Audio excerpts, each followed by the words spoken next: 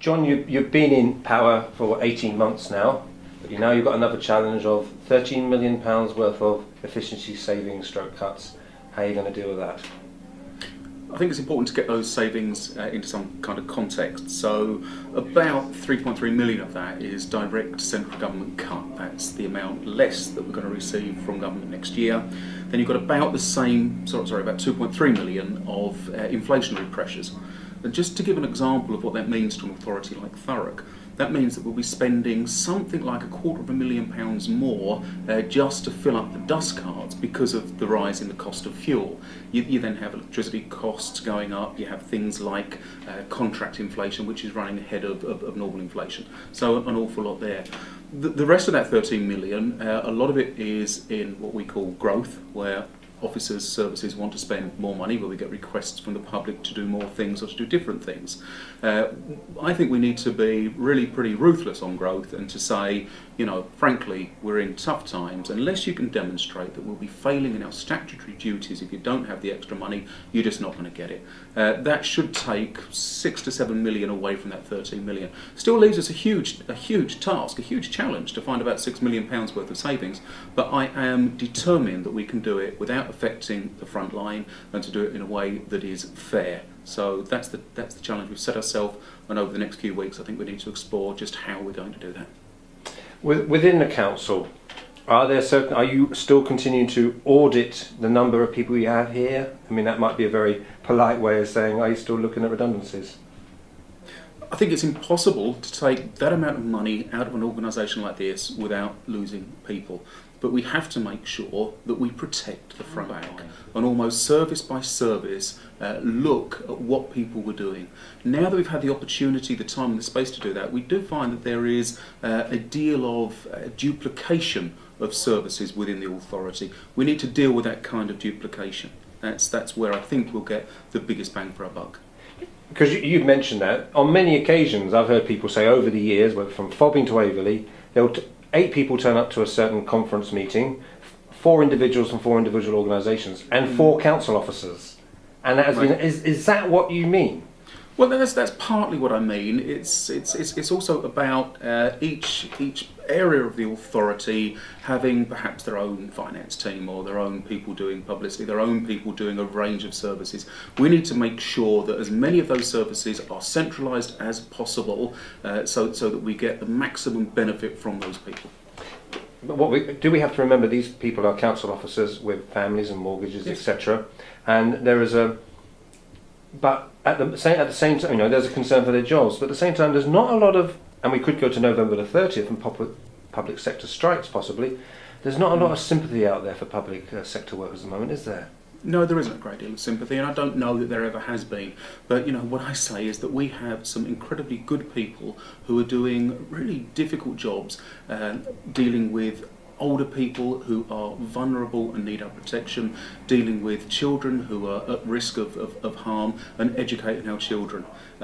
These are vital jobs that maybe aren't glamorous and maybe don't get the attention they deserve, but are really important. That's before you come on to public servants, and they are public servants, the men and women who sweep the streets and empty the bins. Crossroads, you can go to one place and see, like in Howard Place at the back of Ballantyne's, that the builders have gone out of business there for the 153 homes. At the other end of the borough, you can go to DP World and see, the end of 2013 and the hope of 30,000 more jobs. Do you see the boroughs at a crossroads? Yeah, I think I do actually. I've not thought about it in those terms, but I think in many ways we are. There are some fantastic opportunities here in Thurrock. If you look at DP World, 12,000 jobs directly created by DP World, 1,000 construction jobs there by this time next year. We look this week at Lakeside announcing their plans for expansion.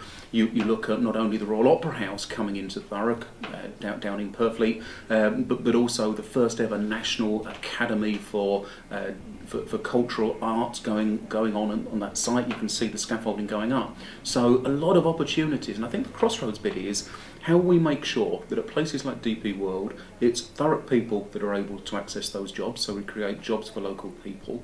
And then once the port's up and running, making sure that some of the managerial jobs, the high quality jobs, are accessed by Thurrock people. And that means making sure... How's the committee system working in the council? Do you think it's an illustration of democracy? Because sometimes the Conservatives feel that there isn't enough consultation. That seems to be the angle they seem to come at quite a lot.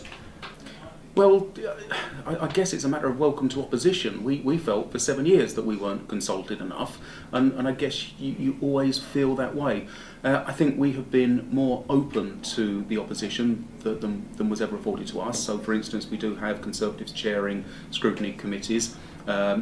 We had an example just last week, Michael, where the Conservatives wanted to call in a council contract. They failed to follow the call-in procedure, but we still managed to find a way of hearing their concerns as though it were a call-in, allowing their findings to come to Cabinet, and we took those on board. So I don't think it's quite fair to say that we're not listening and that we're not trying too much off councils. No, I don't think so.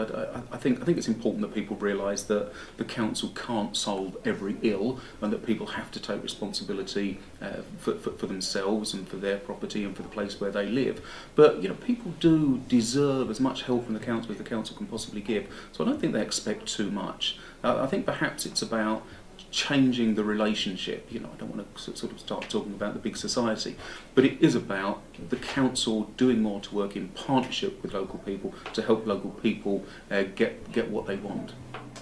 I get the feeling that you think the cuts really haven't, not the cuts imposed by the council, but the cuts in general, really haven't registered with people yet. Is that a feeling you share? Yes, I do, Michael. I think that it's easy to say we're going to stop people's child benefit if they earn over £43,000 a year. £43,000 a year is a fair amount of money, but there's an awful lot of people that live in Thurrock that are just on that from January will lose that money. We see people's benefits being reduced. We've seen the government just yesterday saying the consumer price index may have reached 5.2%. We may not uprate people's benefits at all this year. We may freeze benefits again. These kinds of things are going to impact people. We've starting to see the effect of 20% cuts in the policing budget, which will mean fewer police officers in Thurrock. It will mean Corringham Police Station closing. The cuts that we have had to are having to introduce, whether we like it or not, do everything we can to avoid it hitting the front line, but it will affect people's services at some point. And I think the first year of the coalition has been about almost the warning. I think the hit is about to happen.